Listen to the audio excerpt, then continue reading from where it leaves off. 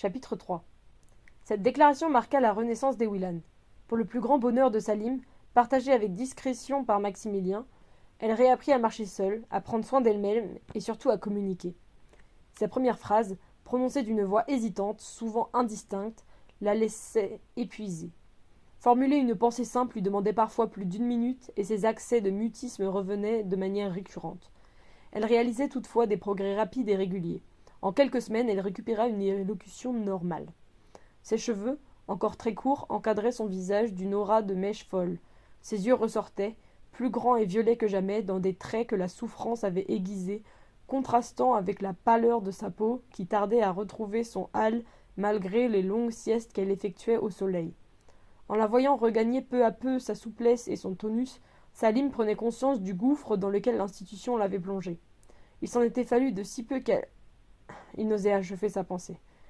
La vie sans elle était inenvisageable. Si Salim y était pour beaucoup dans la guérison des Willan, Maximilien, et plus largement Ombre Blanche, avait aussi joué un rôle essentiel. Le vieux cosnard parlait peu, mais sa voix était toujours posée, douce, bien qu'éraillée, apaisante. Il savait économiser ses gestes que l'âge et l'expérience avaient dotés d'une harmonieuse efficacité. Sa présence, discrète, dégageait une impression presque palpable de sérénité. Un compagnon idéal pour qui désirait retrouver la paix.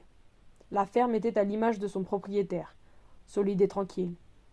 Des épais murs de pierre émanaient une force rassurante, renforcée par les lauses argentées du toit bas et le mobilier simple et massif. Ombre Blanche était un refuge, un cocon de pierre et de bois dans lequel s'opérait la convalescence des Willan. Maximilien possédait un troupeau de chèvres, de bêtes sauvages à la musculature sèche avec lesquelles il parcourait chaque jour des kilomètres à la recherche de pâturage. Si les chèvres d'Ombre Blanche avaient mis du temps à s'habituer à la présence de Salim, elles avaient immédiatement adopté Ewilam, et il n'était pas rare qu'en rentrant à la ferme, Salim et Maximilien trouvent un des chevreaux de l'année endormi dans les bras d'Ewilan, assoupi elle aussi, le troupeau broutant sans inquiétude à proximité. À leur façon, ces bêtes et la confiance qu'elles lui témoignaient avaient également contribué à la sauver. Toute son énergie concentrée sur la guérison de son ami, Salim n'avait pas encore évoqué ce qui s'était passé pendant ces 3 semaines d'enfer. Il avait peur d'en apprendre plus qu'il ne pourrait en supporter, et surtout, il craignait la réaction des Willan à l'annonce du sacrifice de Maniel. Il s'appliquait donc à rester vague lorsqu'elle lui demandait de plus en plus fréquemment des précisions sur sa libération. Le dessin constituait un autre sujet tabou, et Willan n'arpentait plus les spires. Salim en avait conscience, mais il ignorait s'il s'agissait d'un choix délibéré ou d'une conséquence de son emprisonnement. Peu lui importait d'ailleurs qu'elle soit ou non en possession d'un pouvoir quelconque. Il l'aimait telle qu'elle était, au moment où il la regardait. Il savait néanmoins combien l'art du dessin était essentiel pour elle et ne voulait pas risquer de la blesser en lui rappelant une probable mutilation de son don. Il attendait donc qu'elle fasse le premier pas. Elle ne le faisait pas. Le vent souffle presque en continu sur l'Écosse et leur végétation rase. Un vent toujours violent qui peut parfois être terrible. Des rochers, blancs, aux formes arrondies, grêlés d'une multitude de trous, sont les seuls abris accessibles aux promeneurs égarés souhaitant se protéger du sifflement incessant qui l'assaillit. Salim et Willan étaient assis derrière un de ces rochers, les jambes étendues, le visage agréablement caressé par le soleil qui prenait des pauses estivales dans un ciel bleu marine. Et Willan passa la main dans ses cheveux, finissant de les ébouriffer, avant de se tourner vers Salim. « Qui commence ?» lui demanda-t-elle avec le sourire las qui était désormais le seul qu'elle possédât. Salim tenta une diversion. « Qui commence quoi ?» Salim se contenta de l'observer. « C'est bon, ma vieille. Qu'est-ce que tu veux savoir ?»« Ce qui s'est passé à l'institution. Dans quel état tu m'as trouvé? Comment t'as réussi à me tirer de là? Il faut que je sache pour comprendre, et il faut que je comprenne si nous voulons avoir une chance de nous en sortir. C'est pas indispensable, tu sais. Lorsqu'on les a quittés, les chemins sombres sont faits pour être oubliés. Salim !» Il lui lança un regard implorant qui ne l'attendrit pas. Il envisagea alors de mentir, de lui dissimuler une partie du cauchemar, la mort de Maniel. La confiance absolue qu'il eut dans ses yeux violets lui interdit cette dérobade. Le moment était venu de parler. Il prit une profonde inspiration, baissa la tête, contempla fixement ses mains ouvertes posées sur ses genoux, puis il commença son récit. Elle l'écouta sans bouger, attentive au moindre mot, à la moindre hésitation, au moindre silence. Elle ne lui posa aucune question, se contentant de boire ses paroles, et à travers elles de s'imprégner de ce qu'il avait vu et vécu. D'abord réticent, Salim se laissa bientôt aller. Ses phrases coulèrent, ses mains s'animèrent, il oublia l'endroit où il se trouvait pour effectuer un bond dans le passé. Il raconta tout. La traque, l'attente, les tentatives avortées, sa blessure, les poursuites, la faim et la peur. Il parla de la première vision qu'il avait eue d'elle, d'Utzlich et d'Elea Rinmoenval. Il évoqua enfin Maniel, son intervention qui lui avait sauvé la vie, et le sacrifice auquel il avait librement consenti pour leur donner une chance de s'échapper. J'ai réussi à te faire passer la clôture. Je t'ai portée à travers la forêt toutes les nuits et une partie du lendemain. T'étais inconsciente, si légère et pourtant si lourde. J'ai évité le village, volé de quoi pas mourir de faim, je me suis enfoncé dans l'Écosse. Je pouvais faire confiance à personne, tu comprends. Et puis Maximilien est arrivé. Juste à temps.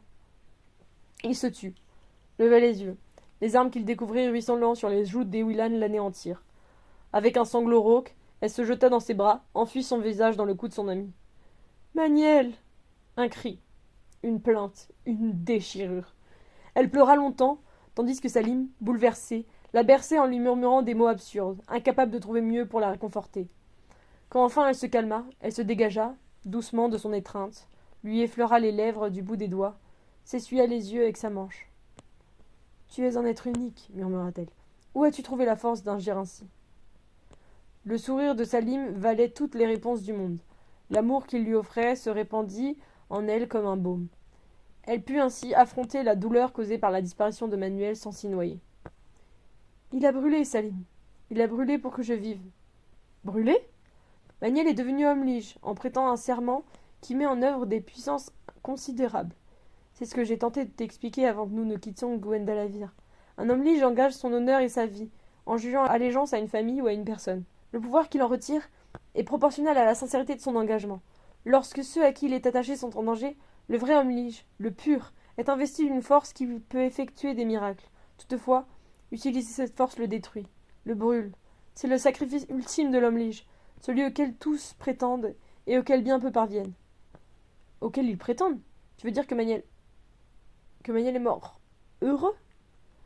Je sais pas, Salim, je sais pas. Mais je voudrais tellement le croire. Il y eut un long silence que Salim finit par rompre après s'être raclé la gorge, embarrassé. Dis, ma vieille, est-ce que... Enfin... T'es toujours capable de... dessiner? Non. Même pas un semblant d'esquisse délavée. Salim s'attendait à cette réponse. Il fut en revanche sidéré par le sourire dur et froid de son ami. Ça ne t'inquiète pas? Bien sûr que si. On est coincé dans ce monde, poursuivi par des scientifiques fous qui veulent ma peau, menacé par une milice peut-être gouvernementale et assoiffée de sang, et Léa Rilmorienval est mêlé à tout ce qui arrive. Un Slichrod, je m'inquiète beaucoup. J'ai perdu le chemin des spires, c'est vrai. Pourtant, je te jure que je vais le retrouver. D'abord parce que notre vie est en jeu, et ensuite... Oui. J'ai une dette, Salim. Et je paye toujours mes dettes. Salim sourit largement. Et Willan était de retour. Tel qu'il la connaissait, tel qu'il l'aimait, tel qu'il... Une flamme nouvelle dans le violet de ses yeux interrompit sa litanie intérieure. Une flamme inquiétante, presque effrayante. Salim se ravisa. Et Willan avait changé. Et il n'était pas sûr d'apprécier le changement.